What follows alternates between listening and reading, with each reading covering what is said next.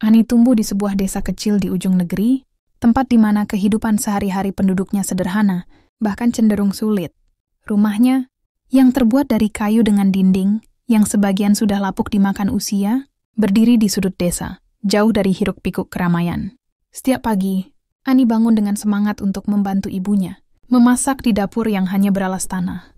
Meski mereka kekurangan, ibunya selalu mengajarkan bahwa harga diri tidak diukur dari harta, melainkan dari kejujuran dan kerja keras. Sayangnya, nilai-nilai itu seringkali diabaikan oleh para tetangga mereka. Lihat saja rumah Ani itu. Seorang ibu-ibu tetangga bergumam di pasar sambil menunjuk ke arah rumah Ani. Apa yang bisa diharapkan dari keluarga seperti itu? Pakaian saja tambal sulam. Komentar seperti ini menjadi makanan sehari-hari bagi Ani dan keluarganya.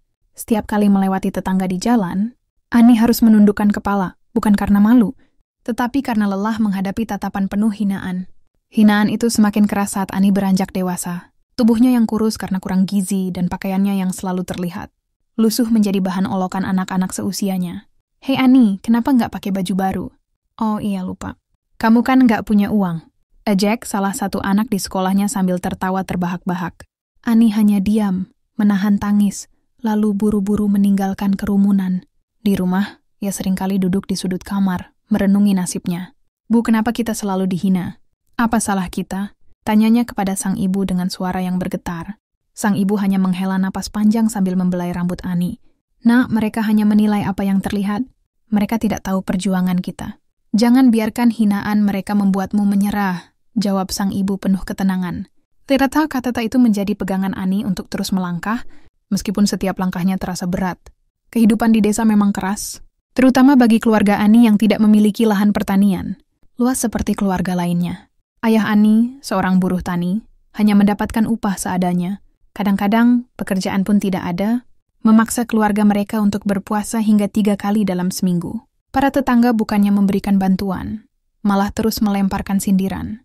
"Kalau cuma makan nasi dan garam saja, kenapa nggak minta bantuan ke kami?" ujar salah satu tetangga dengan nada sinis ketika melihat Ani membawa beras dari bantuan desa.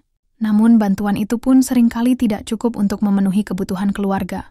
Ani mulai bekerja membantu ibunya mencuci pakaian tetangga, hanya untuk mendapatkan beberapa koin. "Kalau kerja begini terus, kapan kita bisa hidup layak, Bu?" keluh Ani suatu malam. Tapi sang ibu selalu menjawab dengan senyum lembut, "Tuhan tidak akan membiarkan kita terus seperti ini, Nak. Sabar saja." Di usia 19 tahun, Ani merasa bahwa ia tidak bisa terus berada dalam keterbatasan. Melihat tetangganya yang berhasil menjadi TKW dan pulang membawa cerita tentang gaji besar di luar negeri, Ani mulai membulatkan tekad.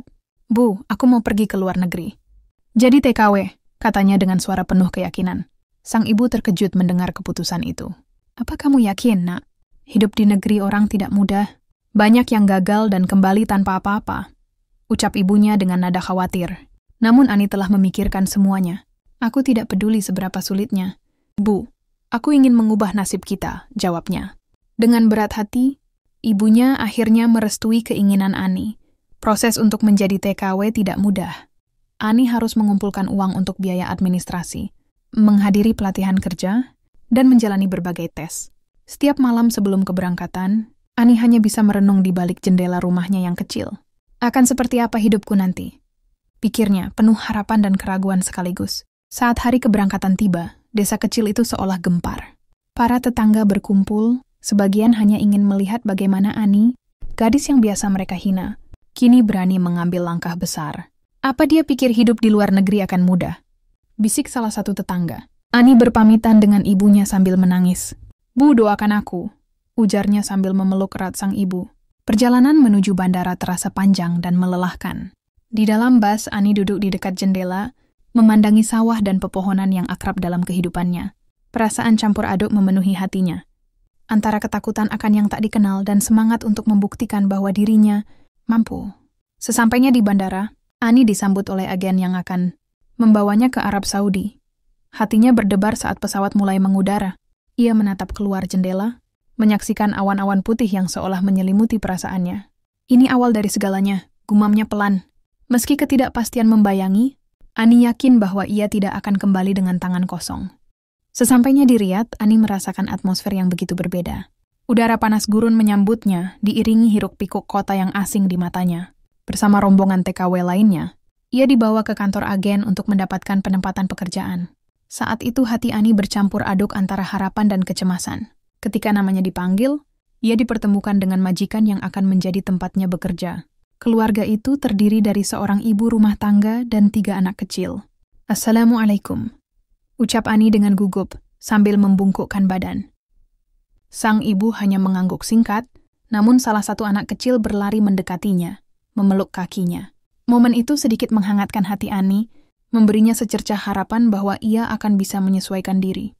Hari-hari pertama Ani di rumah tersebut tidak mudah. Ia harus bangun sebelum subuh untuk menyiapkan sarapan, membersihkan rumah yang besar, dan mengurus ketiga anak majikan. Malam hari ia sering menangis sendirian di kamarnya yang kecil. "Ya Allah, kuatkan aku," doanya sambil memandang foto ibunya yang ia bawa dari desa. 1 bulan berlalu, dan Ani mulai memahami ritme kerja di rumah tersebut. Meskipun lelah, ia berusaha untuk tidak mengecewakan majikannya. Anak-anak di rumah itu mulai dekat dengannya, terutama si bungsu, Khalid, yang sering memanggilnya Ani-Ani dengan suara manis. Namun majikan perempuannya masih tampak dingin, seringkali memberi perintah tanpa banyak bicara. Ani menyadari bahwa untuk mendapatkan kepercayaan, ia harus menunjukkan dedikasi lebih. Suatu hari, sang majikan memerintahkannya untuk mengurus dapur seorang diri, memasak hidangan besar untuk keluarga besar yang akan datang. Tangan Ani gemetar saat memotong sayuran, khawatir masakannya tidak sesuai dengan selera mereka. Namun ketika makanan disajikan, salah satu tamu memuji rasa masakan tersebut. "Siapa yang masak ini?" tanya tamu itu. Ketika Ani diberitahu bahwa hasil kerja kerasnya diapresiasi, ia merasa lega dan bangga. "Ini baru langkah kecil," pikirnya, sambil tersenyum di sudut dapur. Pada tahun kedua bekerja, Ani mulai mendapatkan perhatian dari seorang anggota keluarga yang sering berkunjung ke rumah tersebut. Pria itu adalah Sultan, seorang pengusaha sukses yang memiliki banyak perusahaan di Arab Saudi. Awalnya, Ani hanya memandangnya dari kejauhan, merasa bahwa mereka berasal dari dunia yang sangat berbeda. Namun Sultan kerap memperhatikan bagaimana Ani bekerja dengan tekun dan penuh kesabaran. Suatu sore, ketika Ani sedang menyapu taman, Sultan menghampirinya. "Nama kamu siapa?" tanyanya dengan suara lembut. Ani terkejut, hampir menjatuhkan sapu dari tangannya. "Ani, Tuan," jawabnya gugup sambil menunduk. Pertemuan singkat itu menjadi awal dari interaksi mereka. Sultan sering mengajak Ani berbicara ringan setiap kali berkunjung, menanyakan kabar keluarganya di Indonesia. Dari percakapan tersebut, Sultan mulai memahami latar belakang Ani dan perjuangannya. "Kamu pekerja keras. Tidak semua orang punya tekad seperti itu," ujar Sultan suatu hari, yang membuat hati Ani bergetar. Ia tidak menyangka seseorang seperti Sultan bisa mengapresiasi dirinya. Seiring berjalannya waktu, hubungan Ani dan Sultan menjadi semakin dekat. Meskipun tetap menjaga profesionalitas, Sultan sering menunjukkan perhatian lebih kepada Ani. Ia memberikan hadiah kecil seperti buku doa dan kain hijab yang indah. "Ini untukmu. Aku rasa kamu akan menyukainya," katanya suatu hari sambil menyerahkan hadiah itu. Ani merasa canggung, namun ia menerimanya dengan rasa syukur. Lambat laun, Sultan mulai menunjukkan ketertarikannya secara lebih jelas. Suatu malam saat keluarga majikannya mengadakan pesta kecil, Sultan mendekati Ani di dapur. "Ani, aku ingin bicara serius," katanya dengan nada serius. Ani menghentikan aktivitasnya, menatap Sultan dengan penuh rasa ingin tahu. "Aku menyukaimu. Aku ingin kita melangkah lebih jauh," lanjutnya. Ani tertegun, tidak tahu harus menjawab apa. Dalam pikirannya, ia merasa tidak pantas untuk seseorang seperti Sultan. "Tuan, saya hanya seorang pekerja. Saya tidak layak untuk Anda," jawabnya dengan suara lirih. Namun Sultan tersenyum dan berkata, "Dalam hidup yang penting bukan status. Yang penting adalah hati." Setelah momen itu, Sultan mengutarakan niatnya untuk melamar Ani kepada keluarganya. Awalnya, keluarga Sultan menentang keputusan tersebut. Mereka merasa bahwa seorang TKW tidak pantas menjadi bagian dari keluarga mereka yang terpandang. Namun Sultan bersikeras. Ani adalah perempuan yang baik, pekerja keras, dan jujur. Itu yang lebih penting daripada status sosial, tegas Sultan dalam salah satu pertemuan keluarga. Melihat keteguhan hati Sultan, keluarganya akhirnya luluh. Persiapan pernikahan pun dimulai, dan Ani hampir tidak percaya dengan apa yang terjadi dalam hidupnya. Pernikahan mereka diadakan dengan meriah, namun tetap syarat makna. Ani mengenakan gaun putih sederhana yang dipilih langsung oleh Sultan. Ketika ia berjalan di pelaminan, air matanya menetes. Ia teringat akan masa-masa sulit di desanya, hinaan dari tetangga, dan perjuangannya untuk bertahan hidup. Kini, semua itu seolah terbayar. Dalam hatinya, Ani berjanji bahwa ia tidak akan melupakan asal-usulnya. Setelah menikah, hidup Ani berubah drastis. Namun ia tetap menjalani semuanya dengan rendah hati, membuktikan bahwa cinta sejati mampu melampaui segala batas. Setelah pernikahan, kehidupan Ani berubah secara drastis.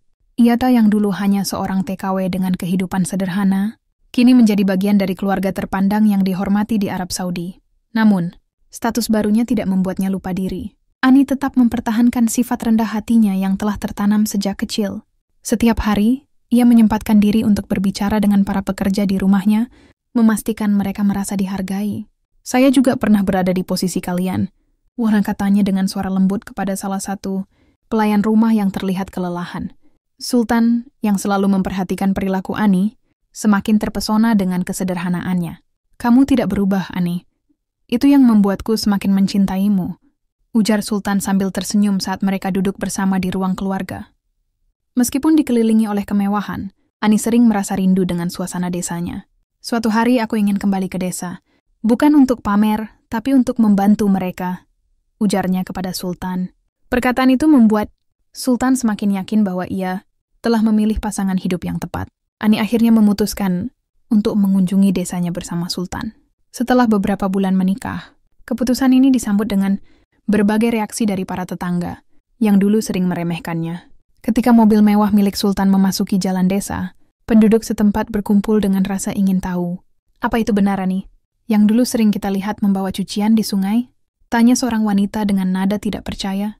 Saat Ani keluar dari mobil dengan pakaian sederhana namun anggun, suasana menjadi hening. Para tetangga terkejut melihat perubahan besar pada dirinya. Assalamualaikum, sapa Ani dengan senyum tulus. Meskipun ia tahu beberapa dari mereka adalah orang-orang yang pernah menghina keluarganya. Sang ibu yang sudah lama menanti Ani di depan rumah langsung memeluk putrinya dengan erat. Bu, aku pulang, ujar Ani dengan suara yang bergetar. Air mata kebahagiaan membasahi pipi mereka berdua. Pertemuan ini menjadi awal dari kejutan besar yang Ani persiapkan untuk desanya. Dalam beberapa hari setelah kedatangannya, Ani mulai mewujudkan rencana yang telah lama ia pikirkan. Ia memutuskan untuk membeli hampir seluruh lahan di desa, termasuk rumah-rumah para tetangga yang dulu sering memandang rendah keluarganya. Sultan, yang mendukung penuh niat Ani, membantu dalam proses pembelian tersebut. Namun, niat Ani bukanlah untuk pamer atau balas dendam. Aku ingin desa ini berubah, menjadi tempat yang lebih baik untuk semua orang, katanya kepada Sultan. Ketika kabar tentang pembelian lahan ini menyebar, banyak tetangga yang terkejut dan bingung. Beberapa dari mereka merasa malu dan khawatir, berpikir bahwa Ani akan menggusur mereka. Namun, Ani segera mengumpulkan seluruh penduduk desa untuk memberikan penjelasan. Saya membeli lahan ini bukan untuk mengusir kalian. Saya ingin membangun desa ini agar kita semua bisa hidup lebih baik, ujarnya dengan suara tegas namun penuh empati. Perkataannya disambut dengan tepuk tangan dan haru dari para tetangga. Ani mulai memimpin proyek pembangunan besar-besaran di desa. Ia menggunakan sebagian dari kekayaan Sultan untuk mendirikan berbagai fasilitas, seperti sekolah, klinik, dan pasar desa. Ia juga memastikan setiap rumah diperbaiki agar layak huni. Proses pembangunan ini melibatkan penduduk setempat, memberikan mereka pekerjaan dan penghasilan tambahan. Ani, kami benar-benar berterima kasih atas semua ini. Kami tidak pernah membayangkan desa kita akan menjadi seperti ini, ujar Pak Tono, salah satu tetangga yang dulu sering mencemuhnya. Ani hanya tersenyum dan berkata, saya hanya ingin kita semua bisa hidup lebih baik. Dalam waktu kurang dari 1 tahun, desa tersebut berubah total. Jalan yang dulunya berlumpur kini diaspal, anak-anak memiliki akses ke pendidikan yang layak, dan warga tidak perlu lagi pergi jauh untuk mendapatkan perawatan medis. Desa itu, yang dulunya sering diremehkan, kini menjadi percontohan bagi desa-desa lain di sekitarnya. Meskipun telah membawa perubahan besar di desanya, Ani tetap menjalani hidup dengan sederhana. Ia sering mengunjungi rumah ibunya, duduk di teras sambil menikmati teh hangat dan berbicara tentang kenangan masa lalu. Bu, dulu aku sering merasa marah saat dihina tetangga, tapi sekarang aku bersyukur, karena hinaan itu yang membuatku kuat, katanya sambil memandang jauh ke arah ladang yang dulu sering ia garap bersama ibunya. Para tetangga yang dulu menghina Ani kini berubah menjadi pendukung setianya. Mereka sering meminta maaf atas perlakuan mereka di masa lalu. Ani, maafkan kami dulu terlalu picik, ujar seorang tetangga dengan nada penuh penyesalan. Ani selalu membalas permintaan maaf itu dengan senyum. Tidak apa-apa. Semua itu sudah berlalu, jawabnya dengan tulus. Kini, Ani tidak hanya menjadi inspirasi bagi desanya, tetapi juga bagi banyak orang yang mendengar kisah hidupnya. Ia membuktikan bahwa ketulusan hati dan kerja keras mampu mengubah hinaan menjadi penghormatan dan keterbatasan menjadi kesuksesan yang luar biasa. Setelah keberhasilannya membangun desa, Ani menyadari bahwa ia belum sepenuhnya memenangkan hati semua orang. Meskipun banyak yang kini memujinya, beberapa tetangga tetap merasa iri atau skeptis terhadap niatnya. Mereka berbisik di balik punggungnya. Apa benar dia tulus ingin membantu? Jangan-jangan semua ini hanya untuk pamer kekayaannya. Mendengar hal ini, Ani tidak marah. Ia tahu bahwa perubahan pandangan tidak bisa terjadi dalam semalam. Ia memutuskan untuk bertindak lebih nyata dalam mendekatkan diri kepada masyarakat. Setiap akhir pekan, Ani berkeliling desa, berbicara langsung dengan penduduk tentang kebutuhan dan keluhan mereka. Suatu sore, ia mendatangi rumah Pak Man, seorang petani tua yang dikenal keras kepala. "Pak Man, saya dengar sawah Bapak sering kekurangan air. Apa saya bisa membantu menyediakan irigasi?" Tanyanya lembut. Pak Man awalnya bersikap dingin, namun akhirnya luluh melihat ketulusan Ani. "Ani, kamu memang berbeda. Saya salah menilai kamu dulu," katanya dengan suara serak. Momen-momen seperti ini menjadi bukti bahwa pendekatan Ani yang penuh empati akhirnya mulai meluluhkan hati mereka yang masih ragu. Sebagai wujud nyata dari dedikasinya, Ani mulai mendirikan program-program sosial untuk memberdayakan masyarakat desa. Salah satu program andalannya adalah pelatihan keterampilan bagi ibu-ibu rumah tangga. "Ibu-ibu, kita akan belajar membuat kerajinan tangan yang bisa dijual di kota," ujar Ani penuh semangat dalam salah satu pertemuan di balai desa. Para ibu yang sebelumnya hanya menghabiskan waktu, di rumah kini merasa memiliki tujuan baru. Ani bahkan mendatangkan pelatih profesional untuk membantu mereka. Setiap hari, balai desa dipenuhi dengan suara tawa dan obrolan hangat para ibu yang bersemangat belajar. "Ani, saya tidak pernah menyangka bisa menghasilkan uang dari kerajinan ini. Terima kasih sudah membuka peluang ini untuk kami," kata Bu Siti, seorang peserta pelatihan. Melihat perubahan ini, Ani merasa puas. Ia percaya bahwa perubahan sejati bukan hanya tentang membangun infrastruktur, tetapi juga tentang memberdayakan manusia. Tidak hanya fokus pada pemberdayaan ekonomi, Ani juga memberikan perhatian khusus pada pendidikan anak-anak di desanya. Ia membangun sekolah baru lengkap dengan fasilitas modern, seperti perpustakaan, laboratorium komputer, dan taman bermain. Anak-anak desa ini harus punya kesempatan yang sama seperti anak-anak di kota, katanya kepada Sultan saat mendiskusikan rencananya. Ketika sekolah itu resmi dibuka, puluhan anak datang dengan wajah ceria, membawa tas dan buku baru yang dibagikan oleh Ani. Salah satu anak, Farhan, mendekati Ani dan berkata, "Bu Ani, terima kasih sudah membuatkan sekolah ini. Saya ingin jadi dokter suatu hari nanti." Air mata Ani hampir jatuh mendengar kata-kata polos itu. Ia teringat masa kecilnya yang penuh keterbatasan, dan berharap tidak ada lagi anak di desanya yang mengalami hal serupa. Ani bahkan sering datang ke sekolah untuk memberikan motivasi kepada anak-anak. Kisah Ani menjadi inspirasi yang menggema hingga ke seluruh penjuru negeri, bahkan melampaui batas-batas negara. Banyak orang yang mulai mencari tahu lebih dalam tentang perjalanan hidupnya, dari seorang TKW hingga menjadi seorang dermawan yang mengubah desanya. Dalam sisa bola seminar yang diadakan untuk memperingati Hari Pekerja Migran Internasional, Ani diundang sebagai pembicara utama. Ketika berdiri di depan ribuan peserta, Ani sempat terdiam sejenak, mengingat masa lalunya. "Saya pernah berada di posisi kalian, penuh dengan mimpi dan ketakutan. Tapi percayalah, tidak ada usaha yang sia-sia jika kita melakukannya dengan niat yang baik," ucapnya dengan suara tegas namun penuh haru. Ani berbagi pengalamannya bekerja keras di negeri orang. Bagaimana ia belajar menghadapi diskriminasi, kesepian, dan rindu pada keluarga. Banyak peserta yang menitikkan air mata, terutama ketika Ani berkata, "Jangan pernah malu menjadi TKW. Kalian adalah pahlawan keluarga, dan saya adalah bukti bahwa semua perjuangan itu akan terbayar." Usai acara, banyak peserta yang mendekatinya, memohon nasihat dan dukungan. Ani selalu menerima mereka dengan senyum hangat, memberikan waktu untuk mendengar cerita mereka. Salah satu langkah besar Ani adalah mendirikan yayasan pelatihan kerja yang diberi nama Harapan Nusantara. Yayasan ini khusus membantu para TKW dan calon pekerja migran agar lebih siap menghadapi tantangan di luar negeri. Ani percaya bahwa pendidikan dan pelatihan adalah kunci untuk mengangkat derajat para pekerja migran. Di kantor pusat yayasan yang berlokasi di Jakarta, Ani sering mengadakan pertemuan dengan timnya. "Kita harus memastikan setiap peserta pelatihan mendapatkan keterampilan yang relevan, seperti bahasa, teknologi, atau keterampilan lain yang dibutuhkan di luar negeri," tegasnya dalam salah satu rapat.